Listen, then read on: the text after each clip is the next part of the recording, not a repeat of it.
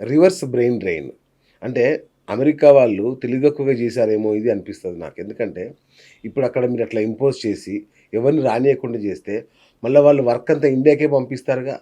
ఇది ఇట్లా ఇట్లా అవ్వదా ఇది? అవుతుంది. ఇప్పుడు ఆల్రెడీ చాలామంది వెనక్కొచ్చేస్తున్నారు. ఇప్పుడు ముందు ముందు ఎవరైనా అక్కడ డిగ్రీలు, మాస్టర్స్ చేసిన వాళ్ళు గూడా మనకు అక్కడ ఫ్యూచర్ లేదని చెప్పి గ్రీన్ కార్డ్స్ ఇప్పటికే 25 ఏళ్ళు పెండింగ్ ఉంది. ఇంకా డిలే అవుతది.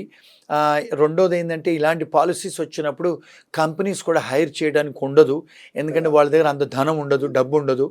రెండోది. మూడోదేంటంటే ఇప్పుడేంటంటే ఎప్పుడు కూడా మీరు చూడలేదు మీ మీ వ్యూవర్స్‌కి ఏంటంటే ఇదొక న్యూసు.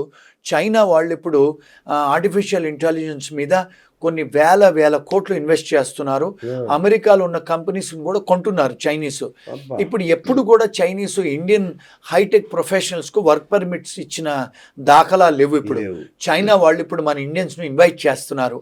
జాపనీస్ ఇన్వైట్ చేస్తున్నారు. వావ్! వావ్! జర్మనీ వాళ్ళు ఇన్వైట్ చేస్తున్నారు.